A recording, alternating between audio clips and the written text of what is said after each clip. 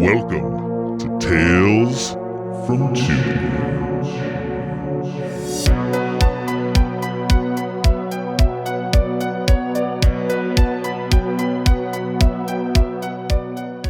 Hey Tubi friends, welcome to a brand new episode of Tales from Tubi. If you don't know what Tales from Tubi is, it is a series I do over here on the show where I dive into the good, the bad, and the ugly of Tubi to find you those diamonds in the rough.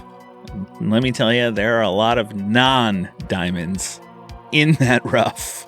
But as you know, we are deep in the middle of our October Anthologies of Horror.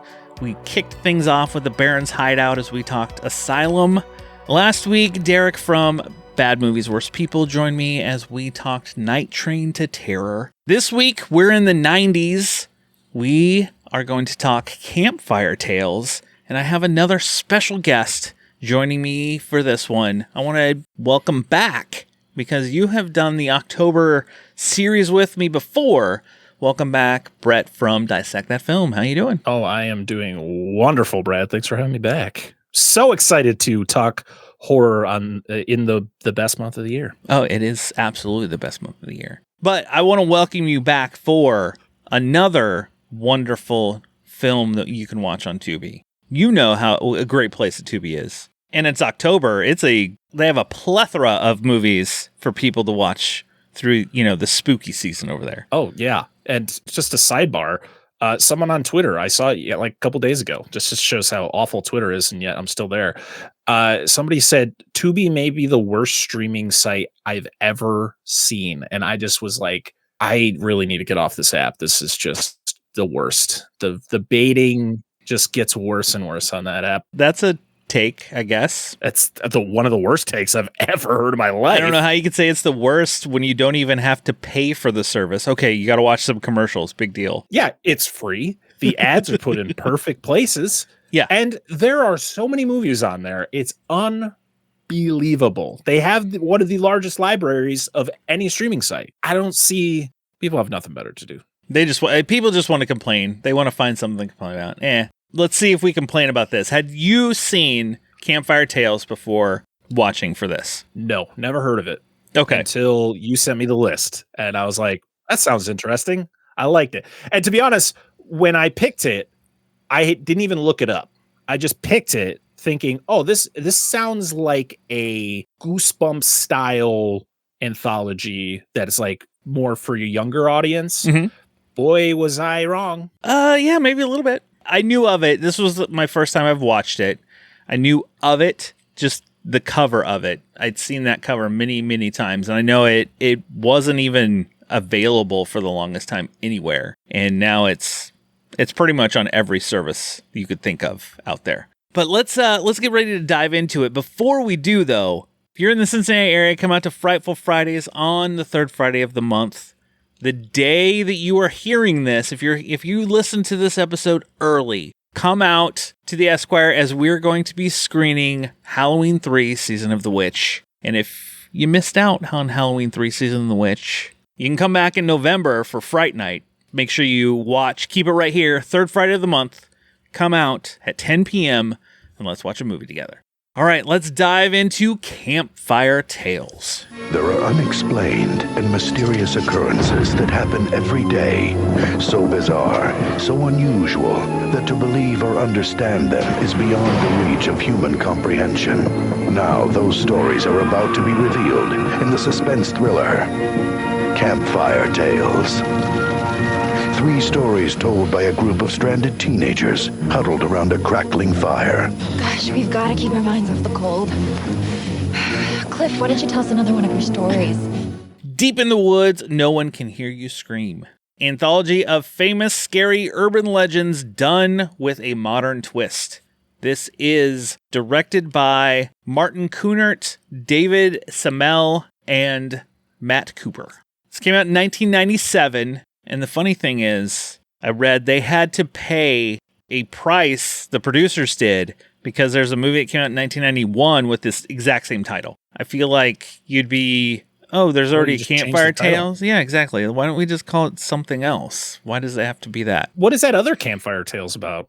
Is that another anthology? It is. Just call this Campfire Tales 2. Why did it have to be Campfire Tales? It could be we wrecked our car and we're hanging out around the fire. Yeah, because all the tales were told around a campfire. All right, fine. So this came out in 1997. It features 3 stories and then 1 wraparound story and another story that just is short and there. But we'll get into that one, the way it kind of kicks off. You hadn't even heard of this before you picked it for this and watched it. What were your initial quick thoughts after watching Campfire Tales? I was entertained. I think the funny thing is that after watching one of the segments, I went, I've seen this segment before in another anthology that came out a couple years ago. I can't remember what that anthology is called. It was a low budget anthology that came out a couple of years ago. I don't remember if it was Screambox that did it or what, but what was the segment? Even Humans Can Lick Too or something like that? Oh, yes. The People Can Lick Too. People Can Lick Too. It was one of those like, oh yeah, I remember seeing that in a different anthology and was pretty interesting to see it like in something 20 years beforehand. It was cool to see like certain actors in their early roles. Yeah. I'm not going to say it was bad. I'm not going to say it was good. It was entertaining to a degree. Yeah, I'm right there with you. It was fine. It's not one that I'm going to be like, oh my God, the Campfire Tales for 97 anthology film, you have to like add it to a list to watch. If people are like, hey, have you seen this? What'd you think? I'll be like, it was fine. Just like any anthology, there'll be stories you enjoy more than others. It was entertaining enough. It's definitely not one I'm going to rush out and buy or probably watch again. Unless it's on somewhere, someone's like, hey, I haven't seen this, I want to watch it. Okay, I'll watch it with you, that's fine. I found the anthology that it was in. It was a 2024 anthology called The Nexus. There's a segment in that is the exact same segment, or it's the same story as one of the segments in this. I think that may be on Tubi. And I know its synopsis said it was based off of urban legends. Which these are. I think they're more lesser known urban legends that there aren't like the what's it called in the where you go into the bathroom and say the name 3 times or Bloody Mary. Yeah. I couldn't even think of the name. Or Candyman. Yeah, I mean that's or Candyman basically. Where the Candyman legend came from. Yeah. This one we start off in a black and white segment with James Marsden and Amy Smart, and I was like, oh. And they're predominantly on the cover. Yeah. 2 of the big ones on the cover. So you're like, oh, so they must be like a major part of this movie. Nope. This little segment's fairly short. It's all black and white, set in the 50s.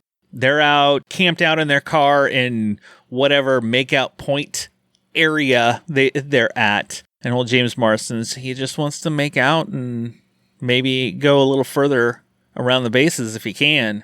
And she keeps hearing and seeing things. In one scene, I think he even says, doesn't he say like, what about a blowjob or a hand job? That's what he says. What about a hand job? And she just like looks at him.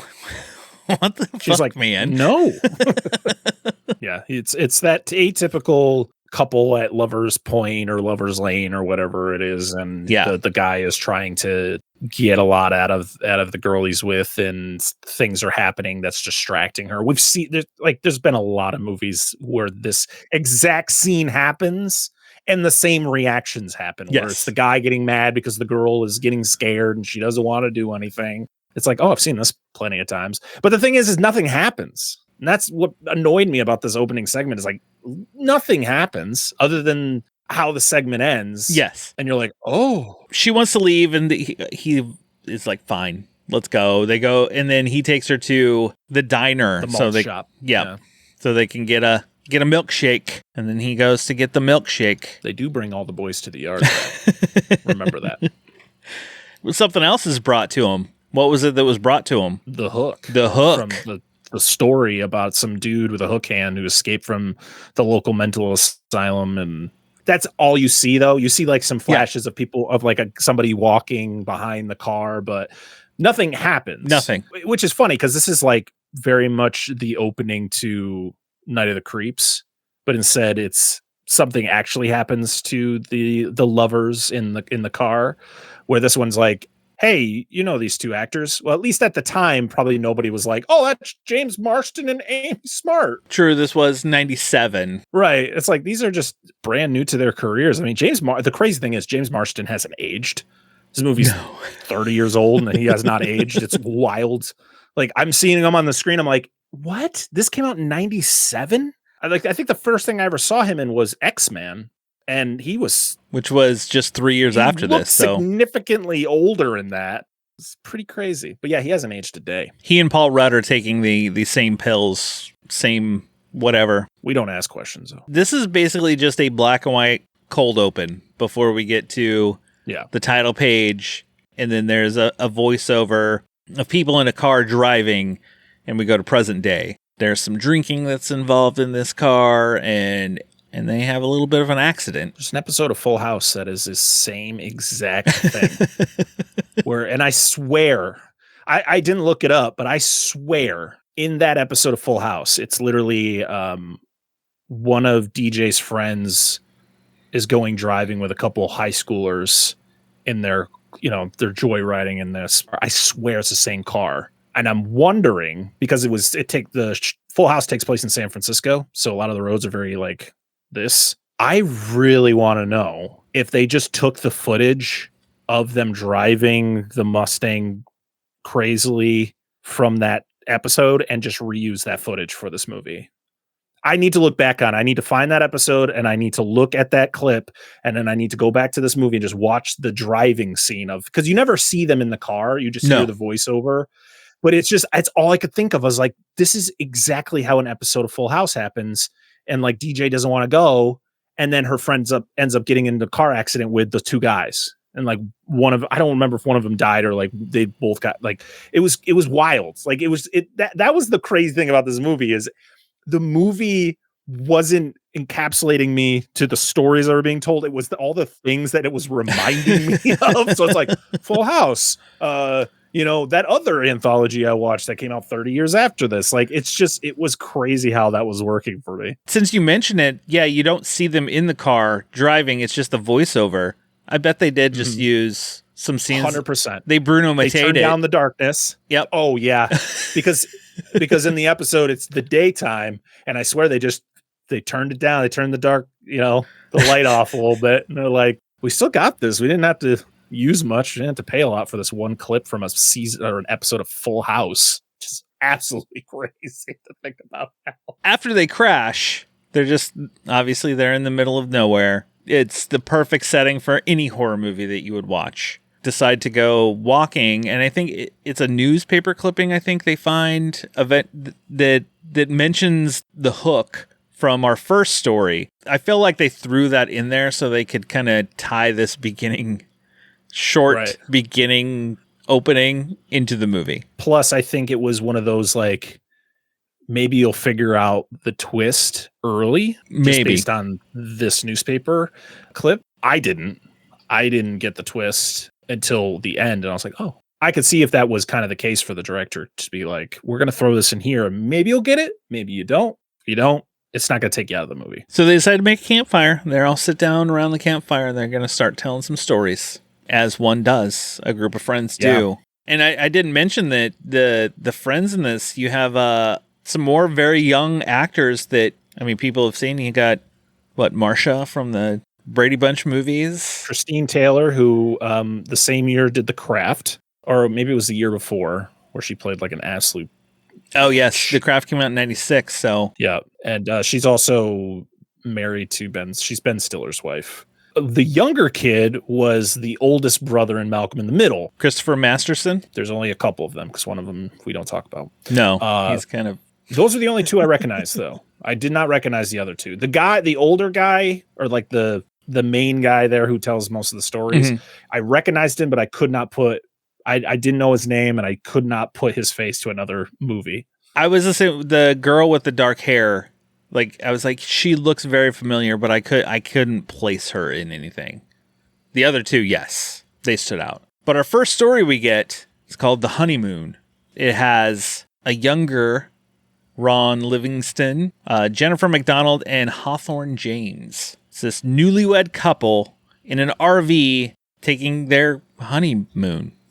I guess that's the honeymoon. We're like, we're going to get in an RV and we're just going to travel. This is very Hills Have Eyes. Yes. To a degree. It is very Hills Have Eyes, especially when you see these, I guess I could throw up quotes, creatures or people of the night that are coming after them, because you only see them a few times. Because this couple stop their RV, they decide, we got to have a little sex first. And then...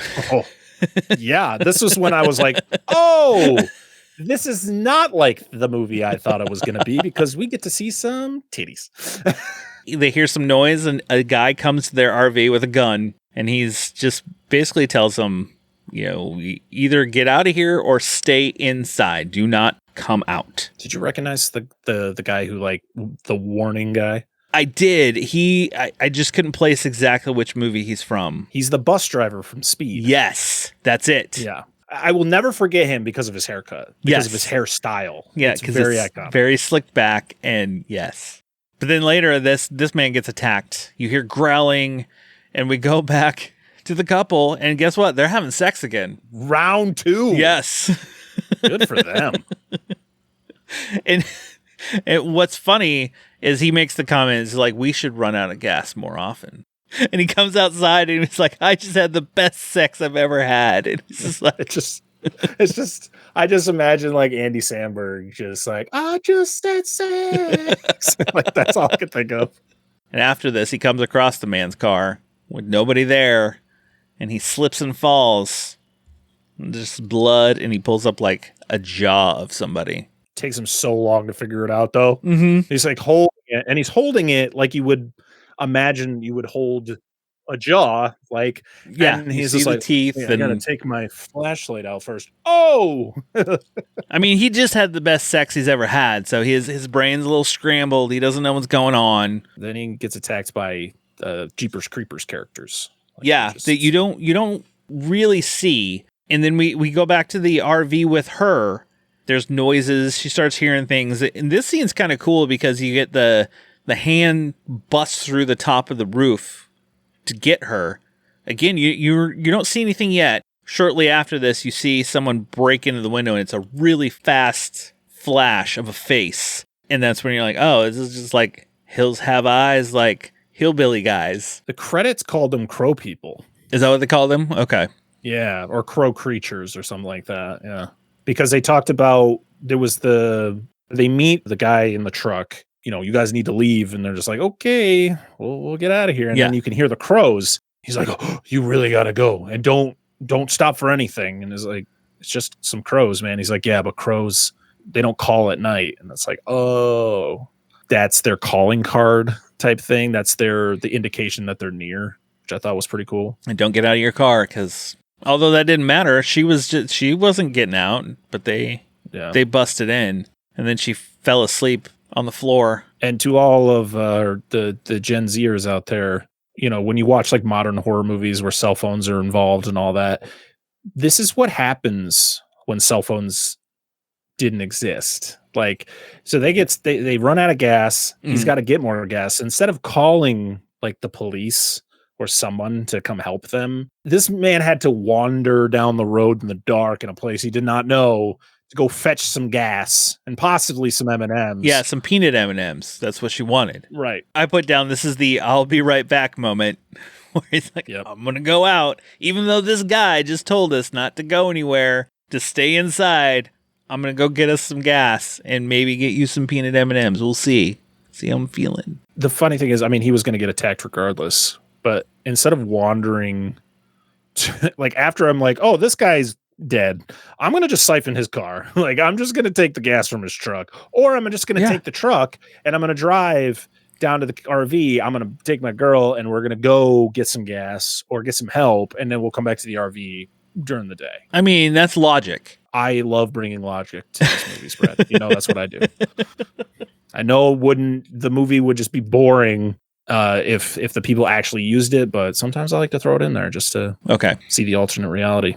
So after she gets attacked and she maces the guy that comes in, she falls asleep on the floor, and then it's the next morning. We see the RV, and there's a knock at her door, and it's a deputy with his gun drawn. She comes out, and you hear this noise, this scraping. he says, don't look, don't turn around. And you turn around and her husband's hanging upside down, just like slashed up, and his wedding ring scraping across the roof of the RV. Which is great. I actually love how this all turns out, especially because you don't see him get taken by anything. It's just kind of him running away, and then it just cuts back to noises her in the RV. Yeah, exactly. I know Urban Legend did something similar to this. There was the one where the guy's hanging from the tree and he's like scraping on the top of the car, but it's like, don't look at what's scraping on the top of the car. But then they drive away and he ends up, she ends up killing the guy. But I thought this was a pretty solid short. Absolutely. I thought it was better than, what we kicked off with. Oh yeah, that was nothing. The hook. That's the problem. It was a hook that doesn't hook you, which is the problem. I wish the movie just started with the teens here that are telling these stories instead of like giving us that weird black and white segment in the beginning that really doesn't give you anything, and just like, oh, but wait, we'll show you something at the end. Then you see it and you go, we still didn't need that. Maybe they needed some runtime, because this movie is what? 87 minutes. Yeah.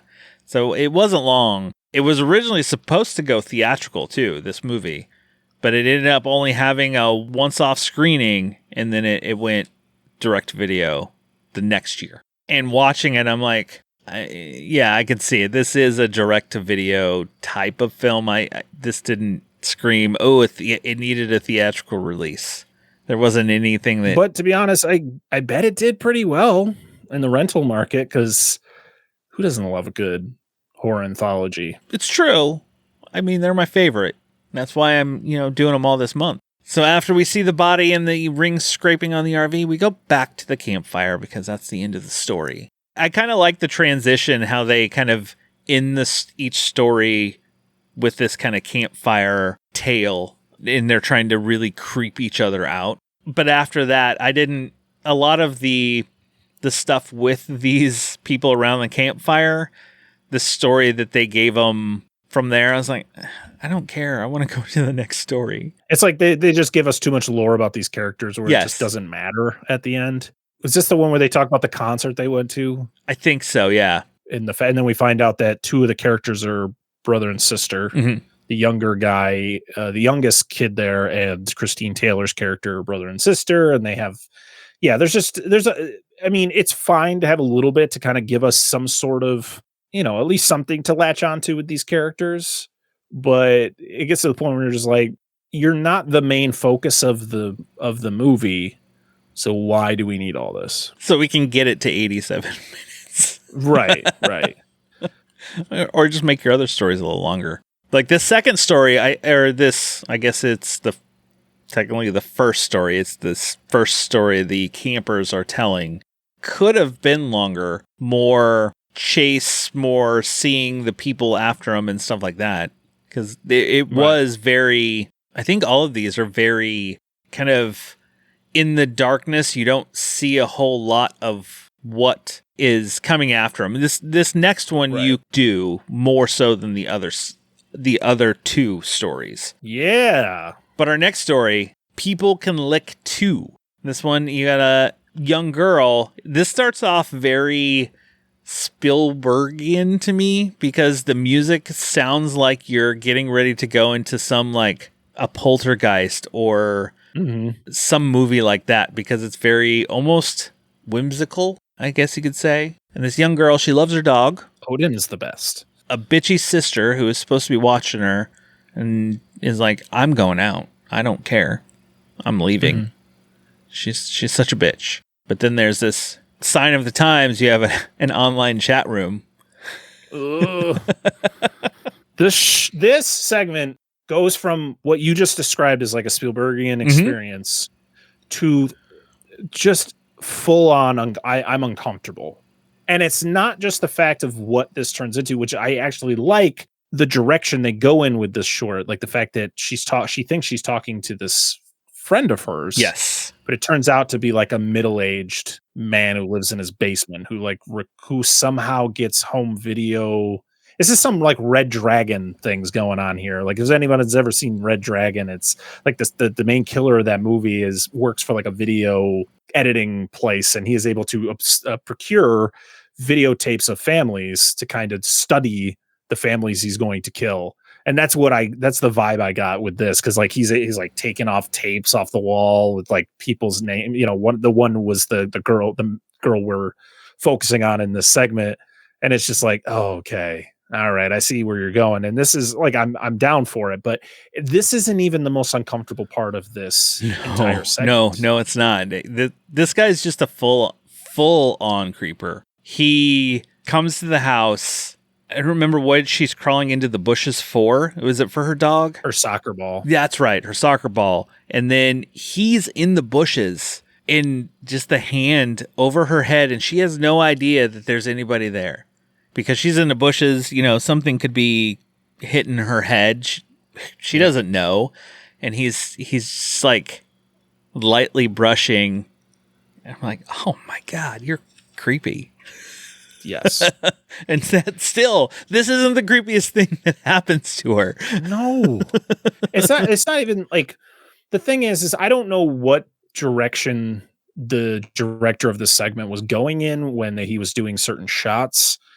If he was doing it to make us more uncomfortable because of what is going on. There's a whole thing of, she's dirty. She goes in. Her sister's like, I'm leaving. I'm going partying. I'm going out. So you're on your own. And she's like, whatever. She goes and takes a shower. Now, we have to mention, this girl's birthday is the next day, and she's turning 12. Yes. And the girl who plays... You got to make it even more creepier that this middle-aged man is doing this. And the actress herself was like 12 or 13 at the time. They have her take a shower, but then they have her like doing things in a towel. And I'm like, what are we doing here? Yeah. Like, is this to make us more uncomfortable to the fact of this guy, what this guy is doing? Oh, absolutely. Like, is this like, are we supposed to think this is what he hopes to see for himself? It's just weird. It goes from like her wearing a towel, and then she like steals one of her sisters. She tries on one of her sister's dresses. And then like, it's just a whole thing. It's like, I just wish there was a cut somewhere where it's just like, here she goes to bed. Like, there was just too much where I was just like, I don't ever want to watch this again. I don't want to watch the segment for that reason. And I don't know if that was the point. I think that was the point. What? Or maybe I'm looking too far into it, but I felt super uncomfortable with parts that I don't even know were meant to be, like, they were filmed for us to feel uncomfortable about. Oh, yeah. Because, I mean, the whole time you see this guy is eventually in the house. There is one scene with her sister. She's in her room or something, and she's like, I've been trying to, reach you or calling for you or whatever. And I'm like, I thought she was going out. How is she back already? Like, she was only gone long enough for her to take a shower and like, hey, I'm back. It just wasn't continuity cool. Just didn't fit right. I don't know. Cause she's like, oh yeah, I'm gone. Bye. And then it's like, yeah, she's up in the bathroom getting ready. Yeah. And then she's on the phone with people, like arguing with them. Like, no, I'm going. No, I'm going. And I'm like, I think that was mom and dad. They're like, no, I'm going out. Oh, I think what happens is that somebody, I'm wondering if the guy tips her off or tips the parents off to the point where she calls.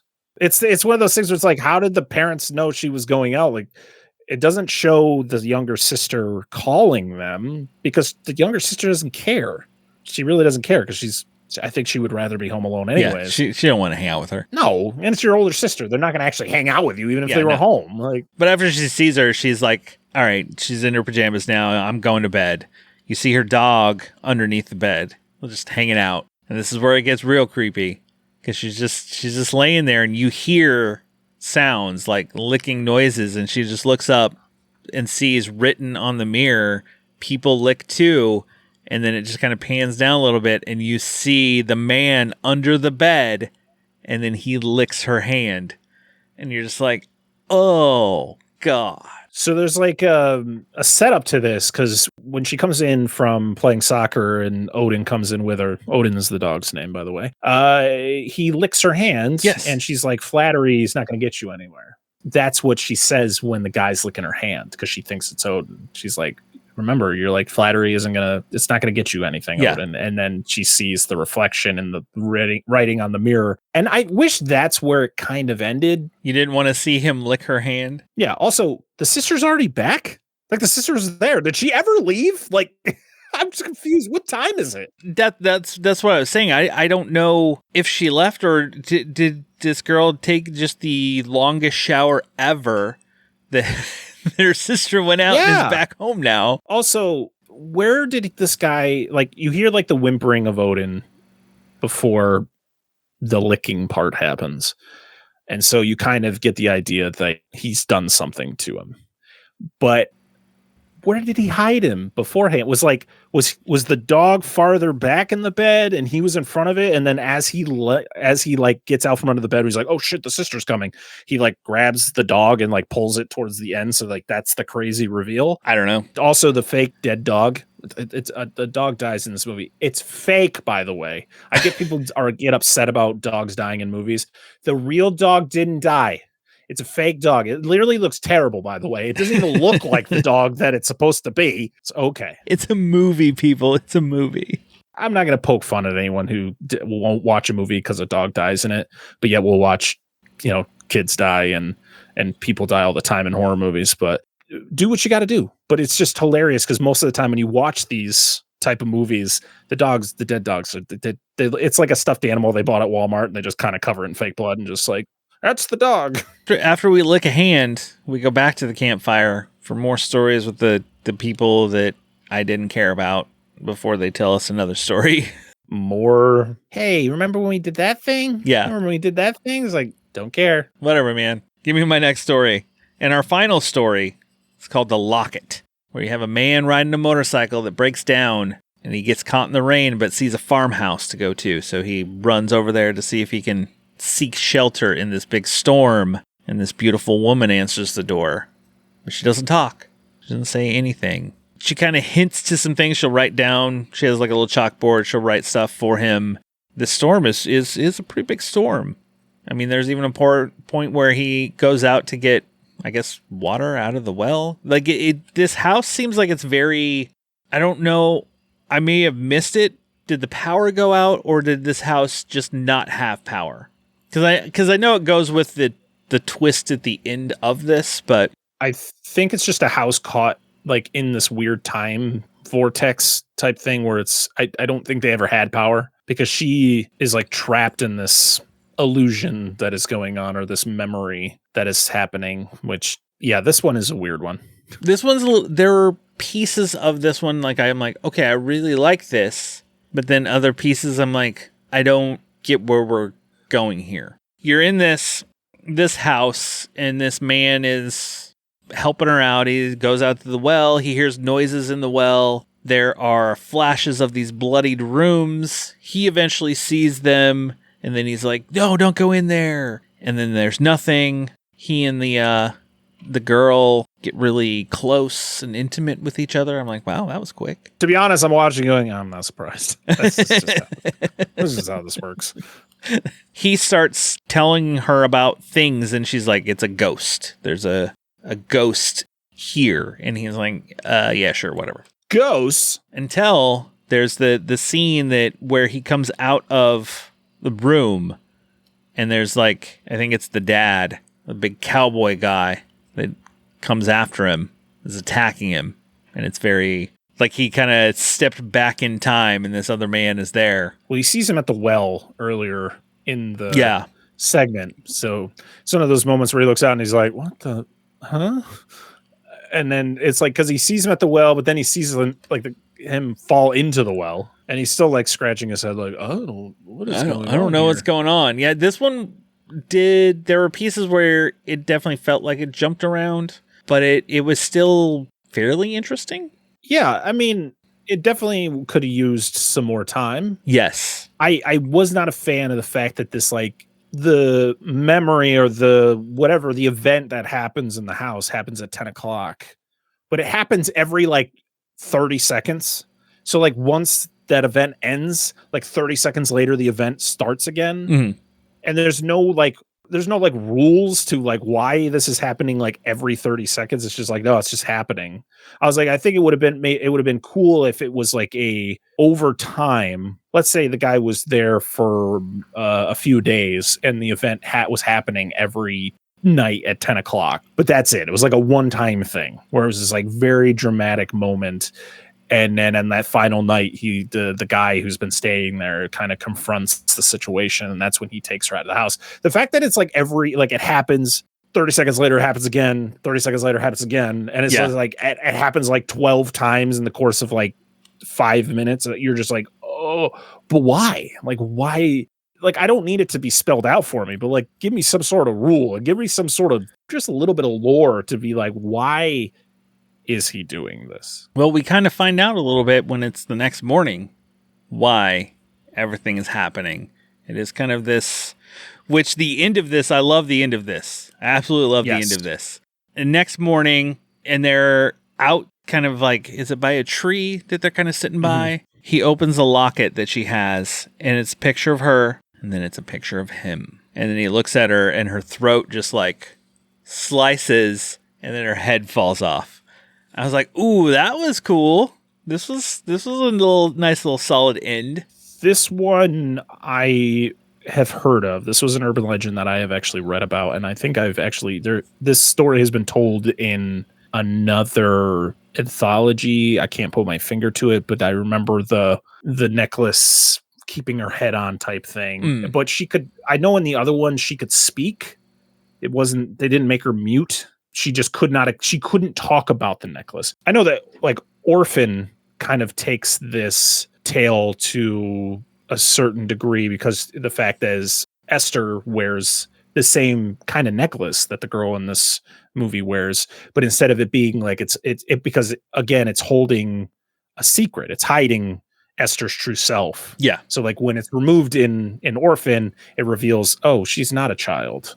She's an actual, sorry for anyone who has seen Orphan from 2009. I just spoiled it for you. That she's actually an adult just pretending to be a child.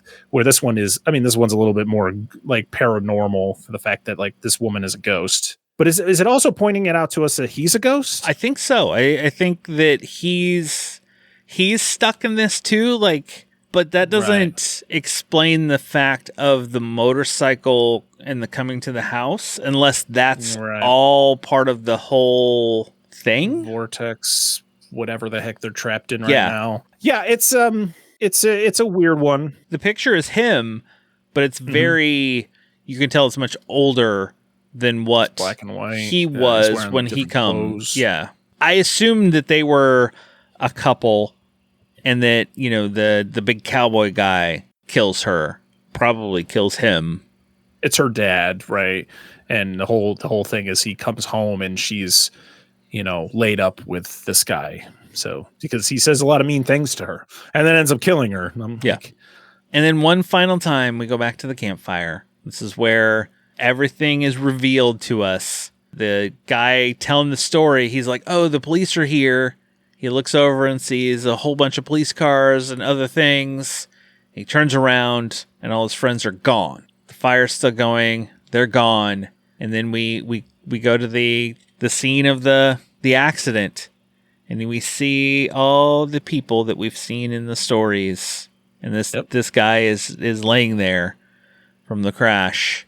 He's on his deathbed. These stories are playing in his head with the people that are around him. I think if I hadn't seen an ending like this before, I might have enjoyed it more. But the movie Stay with Ewan McGregor and Ryan Gosling did this exact same thing. And I love that movie. So when it got to this end, I was like, oh, okay. It's also, you got to think like Sixth Sense, like the major twist in that movie. It's, that one gives you your subtle hints and then gives you that grand reveal. And if you didn't know the twist, it's really good. And this, I didn't get the twist. Like I didn't know about the twist until the end. And I was like, oh, okay, that makes sense. As soon as he goes back to the fire and they're gone, I was like, yeah, there's something there for sure. Yeah, they didn't even have to show him on the gurney. It was, he's been dead the whole time. I do like the fact that they sprinkled in all of the characters from the 3 stories we were told. A couple of characters, not actually the characters in the story. Like you have the guy in the last segment is the paramedic. Yes. The mom from the second segment is the other paramedic. And then you have, I think, Ron Livingston and the woman who played his wife. They're the same people. Yeah, they're the same RV. honeymooners Yep. with the RV. I thought that was pretty cool. I thought that was interesting. I wasn't expecting it to go there because to me there was nothing that they got in a car crash and it didn't even dawn on me, hey, maybe there's something more to this. It's just, we're telling stories by the campfire. So I didn't even think to try to pick up on anything that they were saying or doing throughout. And then like when they disappeared, I was like, oh yeah.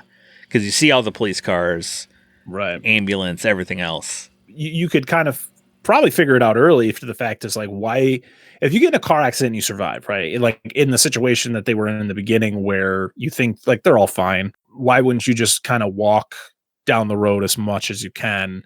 So a car is going to eventually show up, flag them down, get some help, but instead they wander into the woods and do a campfire. And have a campfire and tell someone stories. Right. And hope that at some point somebody's going to show up. And it's kind of like, okay, I could kind of see if that's kind of a little nod to the fact that, they're dead. To be honest, I don't think we needed the whole, there was open containers in the car. Like he was drunk. Like, he was drunk. It could have just been, they got in a car accident.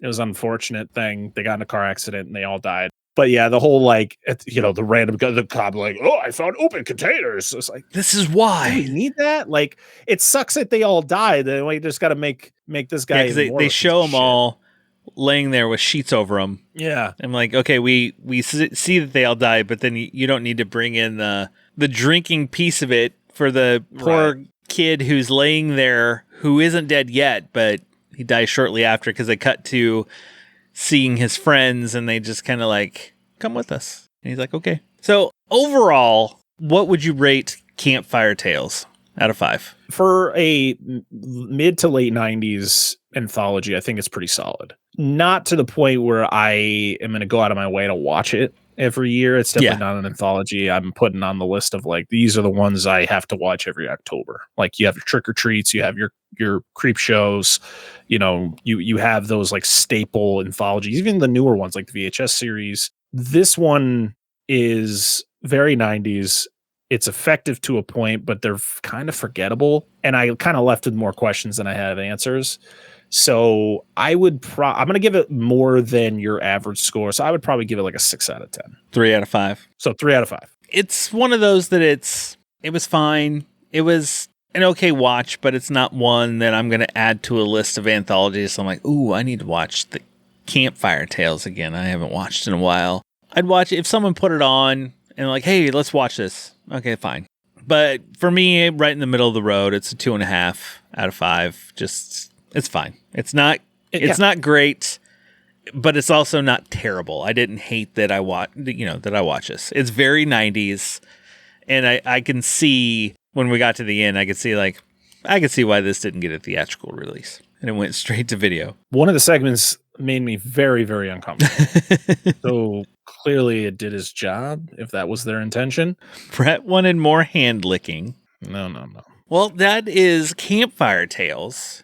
I want to thank you for coming on to chat the Campfire Tales from 1997, not Campfire Tales from 1991. That's a whole different movie. You should check it out. I haven't yet, but it's got to be pretty good. They came out with another one. It's got Gunnar Hansen in it, right? It's got to be good. Exactly. It's got Leatherface in it. What more can you ask for? No, thank you so much for having me on for this. This was a lot of fun. It's always fun to check out movies that I've never seen before or never even heard of. Like I actually had just listened to a podcast that I listen to pretty much whenever they release a new episode, and they talk about 2 movies per episode, and this was one of them. So it was like, it was shortly after I said yes to doing this movie with you that they had dropped that episode. I was like, I feel like that's on like something in my brain is just sending signals to other podcasts to like, once I cover something or once I agree to cover something on somebody else's show, it just goes out there and everybody's like, you know what we should cover? Cruel Jaws. Like, no one was talking about that 3 years ago. Now everyone's talking about Cruel Jaws. You were there first with that one. Now I it's was ahead of now the it's curve. everywhere. Well, actually, Dan was ahead of the curve. I just said sure. And now this one, the universe, you're like, yep, I'm going to do Campfire Tales with you. And then it just pops up all over. As I stated in the beginning, I chose this movie because I thought it was something else. I thought it was going to be one of those nostalgic Goosebumps, Are You Afraid of the Dark style movie where it's like, it's going to be cheesy because it was going to be cheap because those shows were cheap, but they were effective for you as a kid. I thought that's what this was, and it wasn't. It wasn't at all. But you know what? I wasn't mad. I think it could have gone that route. Maybe if a few of the stories spent a little more time with it. I don't know. Mm-hmm. I don't know what would have really kind of put it over the hump. What is Dissect That Film? What are you guys doing for October over there? So October for both the Dissect That Film podcast and the Monster Zone, which is the two shows we do over there. Mm-hmm. It's our Spooktober, of course. We do Spooktober every October, but it's also the month of Angela. So Angela is celebrating a very monumental birthday this year. And her birthday is in October, and I thought it would be nice to let her choose all the movies in October.